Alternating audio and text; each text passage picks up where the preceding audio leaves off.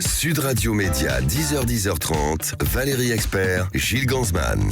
Bonjour Gilles. Bonjour Valérie. Bonjour Franck Tapiro. Bonjour. Ravi de vous recevoir dans cette Merci. partie média. Vous venez débattre de temps en temps, commenter l'actualité. Vous êtes publicitaire. On vous a demandé de venir ce matin. On avait envie de vous entendre à propos de la Coupe du Monde de football au Qatar qui commence dans 10 jours, 20 novembre au 18 décembre. Et puis cette problématique autour des marques, des annonceurs, avec toute la polémique qu'il y a eu.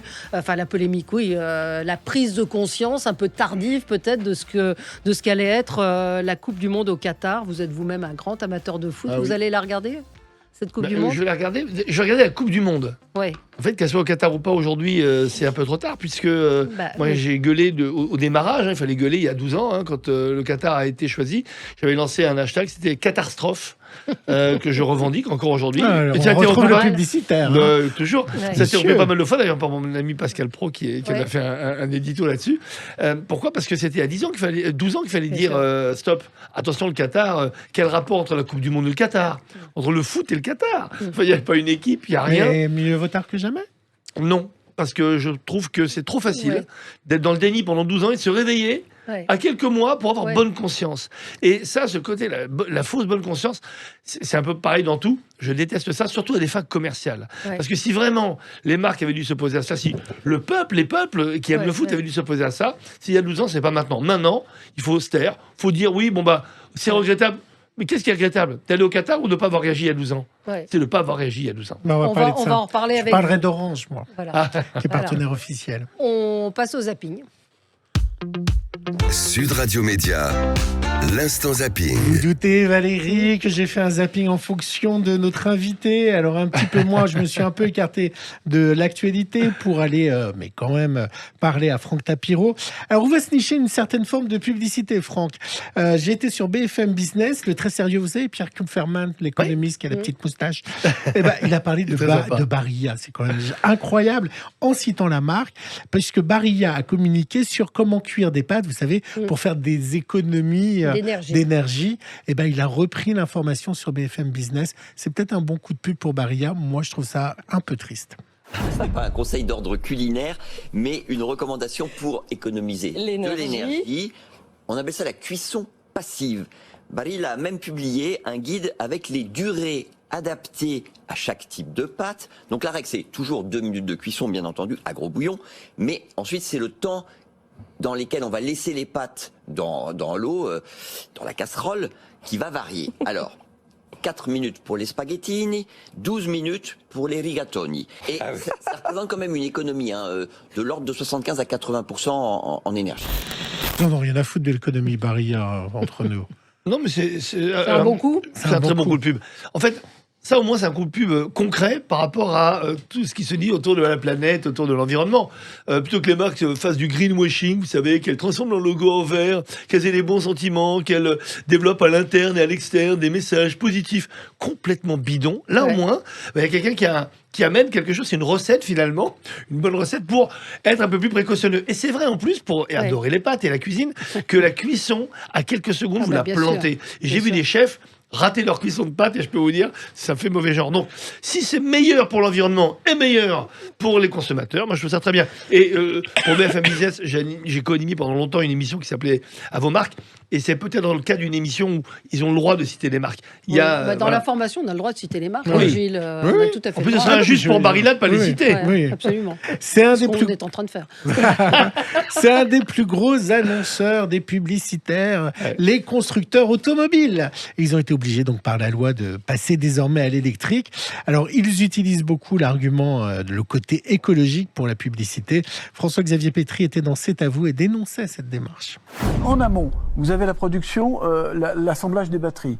Alors là, vous avez à la fois un désastre social et un désastre écologique. Désastre social, le cobalt est produit à 80% au Congo, 4e pays le plus pauvre du monde. Ce sont, tous les ONG le disent, vous avez des 40 000 enfants qui sont payés $1 par jour pour aller porter le cobalt. Le lithium, c'est aussi un problème. Pour faire 1 tonne de lithium, il faut 1 million de litres d'eau. J'ai fait le calcul, pour faire une batterie, il faut la consommation de 500 personnes pendant 1 an d'eau pour faire une batterie. Ouais. On peut le faire rêver avec l'électrique. Vous savez, moi, j'ai une voiture électrique depuis 2015, donc je peux pas dire le contraire. L'électrique n'est pas la solution par rapport à l'environnement. C'est une décision politique. Ouais. C'est un choix politique. Le choix environnemental, c'est le coup d'après, c'est l'hydrogène. En revanche, l'électrique, c'est quoi? C'est ce qu'on appelle une bridge technology. Alors, en français, c'est une technologie qui vous aide à faire le pont. Qui fait le pont entre nous, quoi, c'est ceux qui avons consommé de l'essence pendant des années, et enfin, le carburant qui sera écolo, donc l'hydrogène. Au milieu, c'est trop provoquant de dire aux gens, vous passez directement de l'essence à l'hydrogène. Il fallait que l'électricité montre aux gens qu'ils étaient capables de changer leurs habitudes. Ouais. C'est comme ça pour tout. On l'a vu pendant le Covid, les gens changent vraiment leurs habitudes.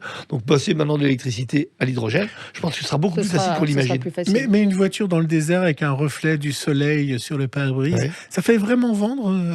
Il y a vraiment un effet publicité sur les modèles et sur les voitures. Oui, alors... Ou c'est plutôt du prestige Non, a priori, ça fait vendre, mais vous savez, j'en ai fait beaucoup des pubs, et des pubs pour les bagnoles aussi, mais à l'époque, le problème, c'est avec Séguéla. Exactement, avec Jacques Séguéla, dans les années 80. C'était quand même du Citroën. Ah oui, c'était autre chose. J'aime, avec Julien Clerc. Bon, mais nous, à l'époque, quand on faisait une pub... le bateau. La preuve, regardez, elle a 40 ans, cette pub. On s'en souvient. Ça marque. Julien Clerc, les chevaux. Voilà, les chevrons sauvages. Mais encore une fois, aujourd'hui, les pubs qui marquent comme les chevrons sauvages, il n'y en a plus. Non, il n'y a plus de rêve, il n'y a plus de risque, il n'y a plus de rêve. C'était les 3 mots de Jacques Séguéla, les 3 R. Il le dit toujours, d'ailleurs, je l'ai vu encore il y a une semaine. Dites-moi les 3 R. Les 3 R, le rêve, le risque et le rire. En le disant façon Jacques, un peu méridional, on est dans Sud Radio, faut en profiter. On n'y est plus du tout, là. Non, les 3 R n'existent plus. Non. Après, il y a eu le spectacle, la substance.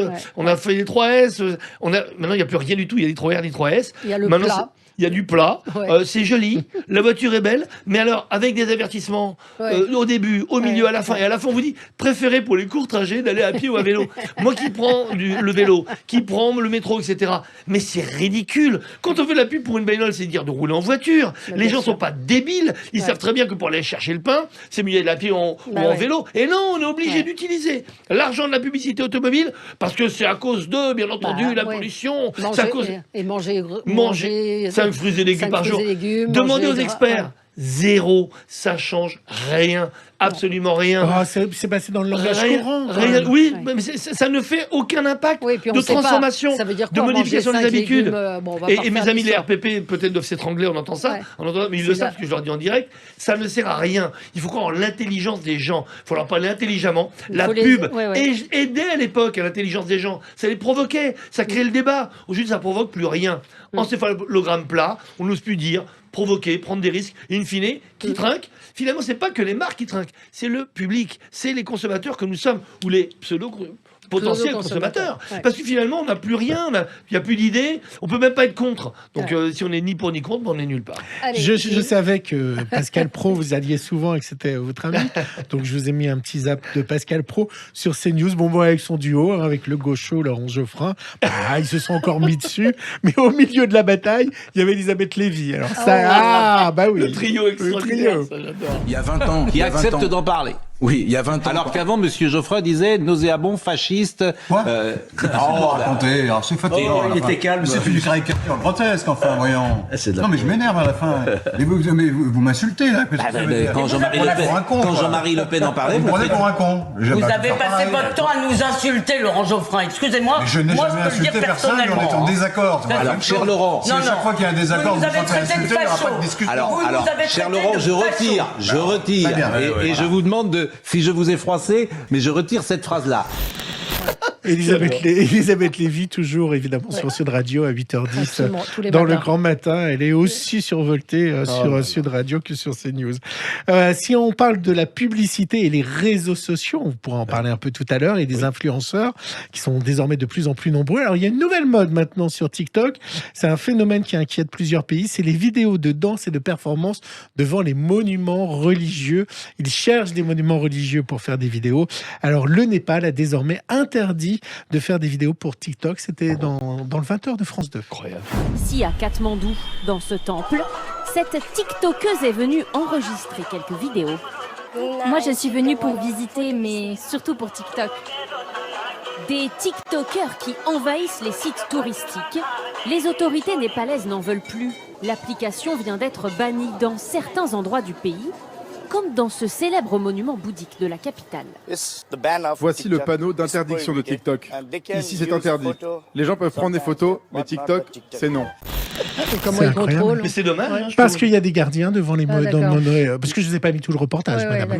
Mais à part l'aspect blasphématoire, je trouve ça dommage parce que le nombre de jeunes qui vont Oh sur non. TikTok. Attendez, Dites excusez-moi. pas ça.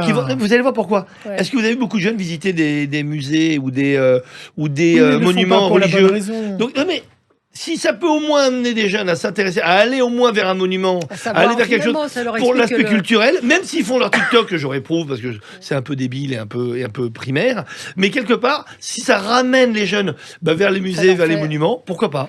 Bon, Ça j'irai leur, fait, faire une- ça leur fait connaître des monuments. Bah oui. C'est déjà ça. Bon. Moi, j'irai faire une danse de vente devant Notre-Dame. Voilà. Et puis, ça va être notre discussion juste après la pub. On va parler de la Coupe du Monde et des publicités. Mais Valérie, savez-vous quel est l'hymne officiel de la Coupe du Monde? Vous l'avez entendu? Non. Du Qatar, et vous, Franck? Pas du tout. C'est Maître Gims qui Gims, qui ne s'appelle plus Maître Oh Gims. non, oui, c'est Gims. Alors, il chante une chanson Génial. avec Ouzana, featuring Gims. Et le titre s'appelle En beau. Je vous explique après pourquoi.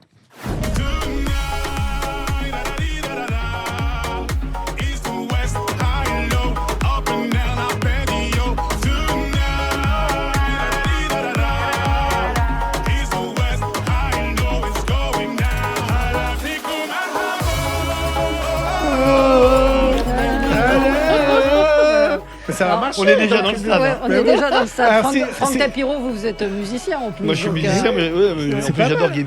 Alors c'est Ozuna, je dis un peu vite tout à l'heure. Et Arbo, en fait, c'est un mot dérivé du mot arabe qui est maraha. Et maraha, en arabe, signifie bienvenue en arabe qatarien. Ah, c'est pas mal. Et donc, D'accord. c'est de l'argot, en fait. Mais c'est énorme que Gims soit... Oui, ils sont deux. Et il ouais. y a un autre hymne qui s'appelle Aya Aya. Voilà pour les hymnes. Eh Je suis ben, content de vous bien. l'avoir fait Très découvrir bien. ce matin. On commence à mettre un peu d'émotion déjà sur cette Voilà. Coupe du Monde qui en Ça manquait un marche peu. Qui en manquait Allez, un on peu. fait- On ouais. en On parle continue dans en un musique, instant. ouais. Les annonceurs, comment est-ce qu'on cohabite avec la polémique autour du Qatar. Le groupe TF1 a dévoilé la semaine dernière son dispositif très important avec le journal télévisé qui va être avancé d'une demi-heure. Vous vous rendez compte? Allez, on en parle avec Franck Tapiro dans un instant. À tout de suite. Sud Radio Média, l'invité du jour. L'invité du jour, c'est Franck Tapiro, publicitaire, musicien, qu'est-ce qu'il y a encore, amateur de foot, joueur de foot. Ah oui. À quel poste? Avant-centre. J'étais ailier droit, puis comme voilà, à 57 ans, il faut revenir dans l'axe parce que déborder tout le temps, c'est un peu trop. Moi, Donc, j'étais avant-centre. défenseur. Oui, Coupe du monde du football au Qatar qui commence le 20 novembre dans 10 jours. Beaucoup de questions autour de la publicité. Comment les marques vont-elles ou ont-elles associé leur image à cette Coupe du monde? Vous avez expliqué que oui, la honte, c'était peut-être de ne pas avoir réagi avant. Est-ce que vous savez où en est TF1? Est-ce que les écrans se sont vendus? Apparemment, ce sont les plus grands. Ce sont les tarifs les plus élevés, 330 000 euros pour la les finale. 30 secondes de publicité à la finale. Si là, il y a les Mais bien Français à la sûr, S'il y a les finale. Français. pour une seule et bonne raison, c'est que aujourd'hui toute la polémique qui s'est lancée, qui est une polémique en plus justifiée sur les faits réels, n'a pas pris dans le grand public. Les grands se disent oui, c'est dégueulasse, mais je vais quand même regarder la Coupe du Monde. Bien sûr. Il faut dissocier l'événement malheureusement sportif avec le lieu de l'hébergement. C'est la première fois de l'histoire de la Coupe du Monde qu'on va devoir faire cette dissociation. Mais aujourd'hui, c'est vrai que les gens vont regarder une valeur absolue de Coupe du Monde. En gros, on va regarder les matchs On et on regarde va pas- essayer on regarde d'oublier. pas la poussière sous le tapis, Voilà. quoi. Ou Donc le- quand on va regarder la télé, je suis désolé, mais les gens voudront voir les exploits d'Mbappé, on espère, et voudront voir les rencontres face au Brésil et l'Argentine qui sont nettement favoris aujourd'hui.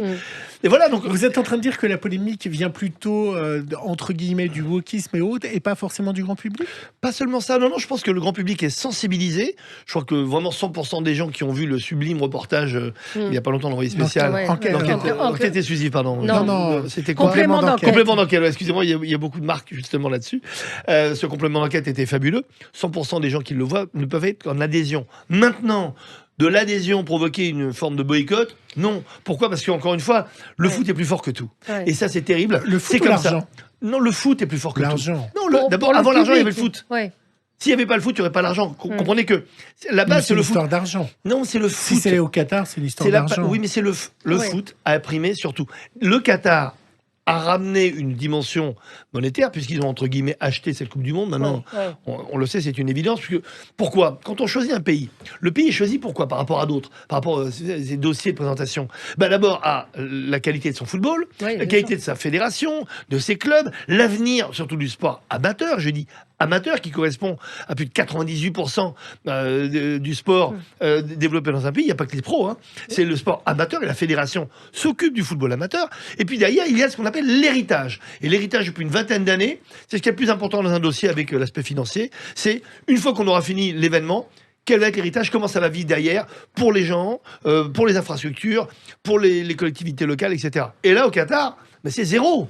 On va démonter les stades, ils vont pas récupérer des millions de licenciés comme les 2 millions et quelques qu'on a en France en claquant dans les doigts. Ils n'ont pas de championnat comme nous, il y a rien. Donc arrêtons, c'est la première Coupe du Monde financière de l'histoire. Mais in fine, pour les téléspectateurs et donc pour TF1 et les annonceurs, ce sera une Coupe du Monde. Et on espère qu'on aura une 3e étoile. Donc, par rapport à ça malheureusement, l'enjeu est plus fort. François Pélissier disait la semaine dernière dans le Figaro, la Coupe du Monde est le genre d'événement populaire dont les gens ont besoin dans cette période difficile, ce qui ne nous empêchera pas de traiter les sujets liés aux enjeux sociétaux et climatiques dans nos éditions.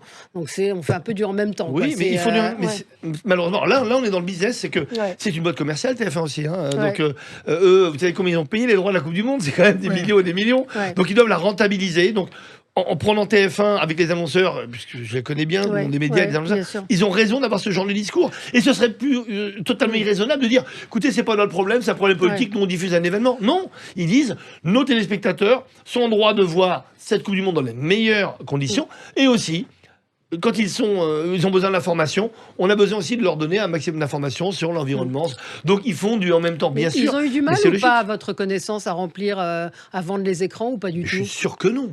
Mais non, il faut arrêter l'hypocrisie. Il y a plusieurs hypocrisies. Mais c'est ça en fait qui me rend nerveux dans cette histoire. C'est qu'on dit rien pendant 12 ans.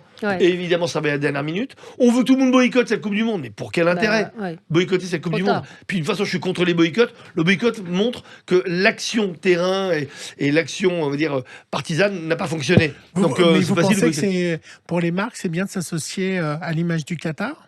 Alors, encore une fois, les marques, quand elles s'associent à la Coupe du Monde, elles s'associent à la Coupe du Monde et au football. Avant de s'associer avec le Qatar. Et je peux vous dire qu'elles vont tout faire pour être loin de la photo avec le Qatar. C'est intéressant ce que vous dites, parce que TF1 a changé les bandes annonces. Sur les bandes annonces, il y avait écrit Qatar, et maintenant, elles ont disparu. Il y a marqué Coupe du Monde. Il y a écrit Coupe du Monde, et ils ont enlevé la notion du Qatar. Voilà ce qui est déjà un acte pour moi. Non mais, je préfère ça qu'un boycott. Je préfère ça que dire aux gens, attendez, la maire de Paris et d'autres maires en France qui n'ont rien d'autre à faire que de supprimer les diffusions publiques. Mais c'est... Le n'importe quoi n'a plus de limite. Le ridicule, ça fait longtemps, on sait très bien que ça ne tue pas, mais le n'importe quoi n'a plus de limite. Vous vous rendez compte que les Qataris s'en foutent de quoi ? Ils en ont rien à foutre, moi, de voir qu'il y ait des écrans pas. En revanche, qui s'en foutent pas ? C'est les Français, les Parisiens, ou je sais plus, c'est à Lyon ou à Marseille, qui ont décidé de ne plus la diffuser. Où il n'y aura pas de fan zone. À Lille aussi, où il n'y aura pas de fan zone. Mais vous vous rendez compte ? Ils disent que c'est écologique, ça mais consomme de rien, l'électricité, c'est bidon, froid. C'est de la bullshit politique comme il y en a depuis des années. À Paris, l'actionnaire du PSG et le Qatar, et Anne Hidalgo dit non, on ne va pas diffuser, on ne va pas mettre d'écran géant. Mais oui, c'est n'importe quoi. Et donc tous les Parisiens vont être, ils vont être lésés par rapport aux autres habitants de la planète. Vous voyez, je vois toujours, François Pélissier, donc directeur des sports de TF1, dit le niveau de remplissage de notre carnet de commandes est plus élevé qu'à la même époque en 2018. C'est sûr. Ce que je n'aurais pas pensé, parce que j'entends que sur d'autres réseaux, Facebook, Twitter et autres, c'est plus compliqué. Alors peut-être que là, c'est pas le même type. Non. Les annonceurs sont quoi ? Hésitent à. Non, parce que TF1 c'est le diffuseur. Donc c'est évident qu'ils vont se focaliser sur le diffuseur pour ne pas rater un seul téléspectateur. Ce que dit François, il a totalement raison. Les Français aujourd'hui, dans le monde entier, on a besoin de se changer les idées. On a traversé des 2 années là, de dingue entre les grèves, le Covid, la guerre en Ukraine. Le petit moment de douceur, ça va être cette Coupe du Monde. Alors même si ça se passe au Qatar, ça vous montre la force d'une compétition de foot. Ça vous montre la force de la Coupe du Monde. Ça vous montre que le foot et que le sport est plus fort que tout. Ça montre qu'il y a peut-être encore une fois un peu de valeur dans quelque chose sur Terre, et cette valeur, c'est dans le sport. Maintenant, il faut les défendre.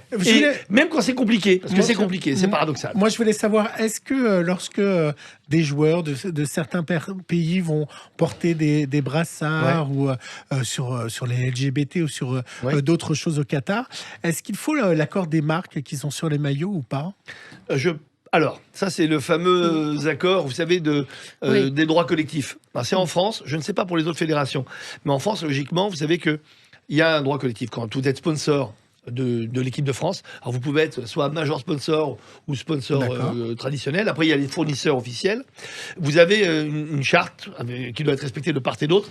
On va parler après de l'affaire Mbappé, parce que ça a été un peu la petite goutte d'eau, mais qui est très intéressante. Et donc, vous avez droit à avoir un collectif de joueurs, c'est 5 joueurs. Pour défendre votre promotion, votre image, etc. Oui. Ensuite, les joueurs, de façon individuelle, peuvent, alors quand on s'appelle Mbappé, on va expliquer pourquoi, quand c'est réfléchi, surtout quand c'est réfléchi depuis longtemps, parce qu'il ne faut pas croire la Fédé quand elle vous dit qu'elle se réveille du jour au lendemain. Ça fait au moins 2 ans ou 3 ans que Kylian a demandé, et pas que Kylian, a demandé à ce que les droits collectifs soient revus, qu'il y ait une charte qui soit revisitée. Et vous expliquer pourquoi après. Donc aujourd'hui, quand des équipes comme le Danemark, je crois, veulent arriver avec un maillot noir sur le terrain, c'est toute la fédération, c'est pas les sponsors, c'est les joueurs et la fédé qui décident ça. Les sponsors, ils passent ou ça casse. Ou ils suivent, ou ils disent maintenant je me retire. Mais quelque part, les sponsors qui vont être sur le maillot des Danois, en maillot noir, ils vont subir cette couleur. Et c'est comme ça et c'est pas autrement. Et quelque part, c'est la force aussi de montrer que c'est les footballeurs, c'est l'esprit du foot qui prédomine, c'est la valeur du sport qui prédomine.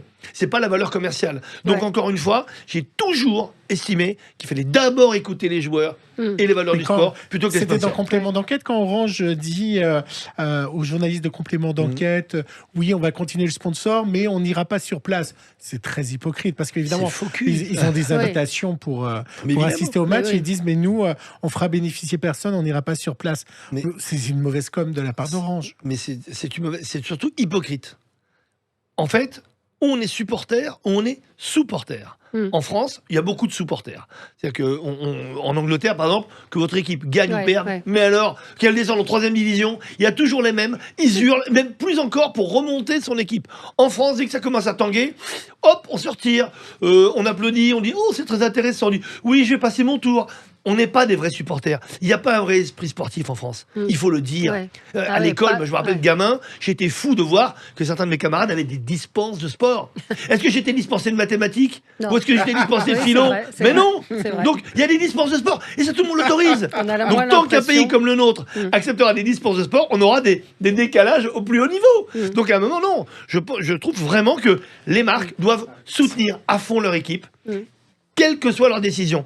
Et elles doivent respecter l'esprit des sportifs. Voilà pourquoi les sponsors et la Fédé n'ont pas respecté Kylian Mbappé. Quand on a le plus grand joueur du monde qui vous dit un truc, au minimum, on l'écoute. Ensuite, on le respecte. Et 3, on revient vers lui. Quand il n'y a ni l'un ni l'autre, il a été très gentil de faire juste une plus petite, pas une grève, de dire je ne viendrai pas à la prise de vue. Je suis pas d'accord. Non, on se fout de ma gueule. Il s'appelle Kylian Mbappé. Le foot, c'est lui. C'est pas le Gret. C'est Kylian, le foot de demain. Il va rester, à votre avis, Kylian Mbappé au Paris Saint-Germain? Moi, j'avais parié, vous pouvez regarder, partout en début d'année, qu'il resterait au PSG, parce que c'est une demi-saison cette année. On a la Coupe du Monde qui vient couper en 2, et puis partir avant une Coupe du Monde, ça fait jamais bon.